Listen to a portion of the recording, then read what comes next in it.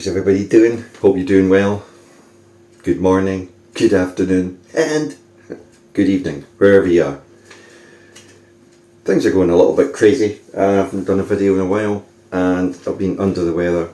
You probably see I'm still not 100%. And last night I was doing some thinking, and I've got a little piece of paper here, and on it it's just a number of things to remind me today to talk about. And one of them is just to clarify what we've been working on with our swing and the towel, which is a lot more flexible than the rope.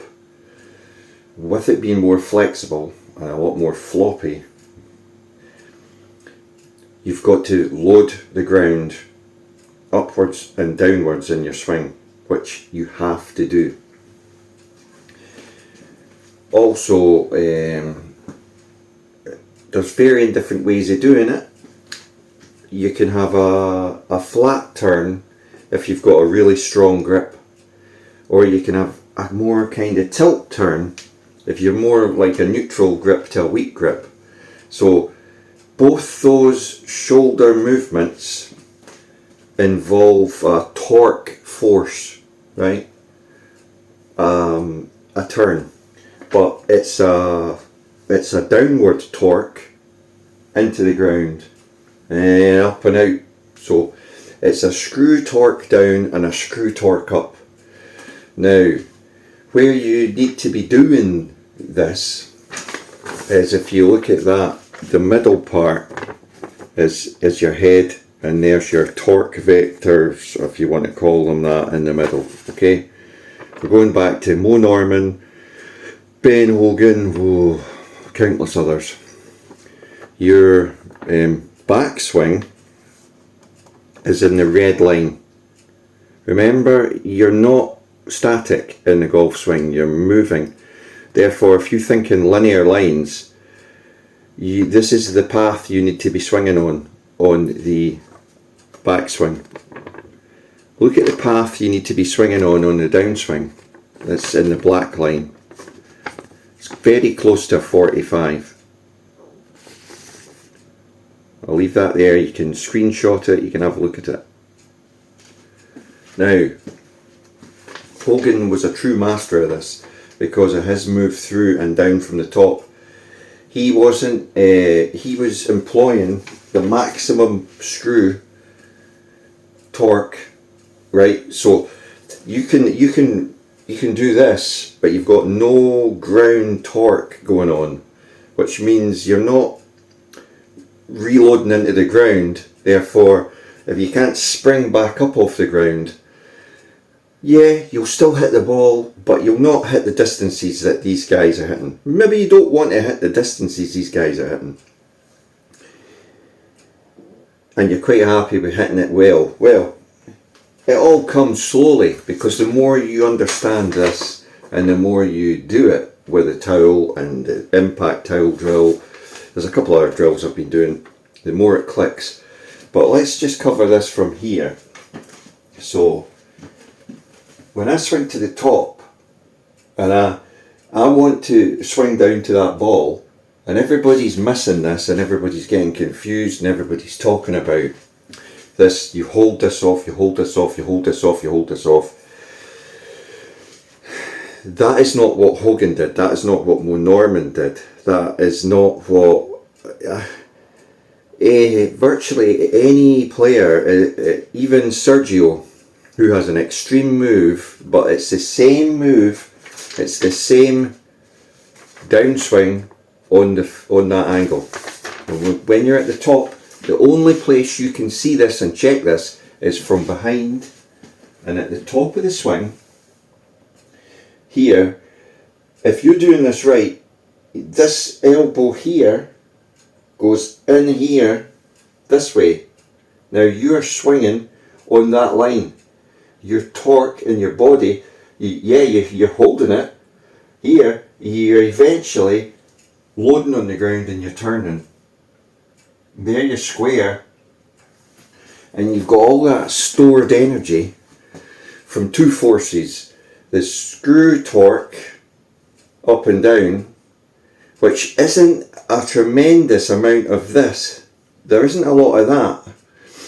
There's more of that up and down into your ground, into your feet, and everything. That's how a lot of players, especially tour players, you see their feet actually spinning this way open, because they're driving in that way and that way, and sometimes there's spikes given. They give the secret away. So that is a lot of like what's hidden, and obviously it's forces.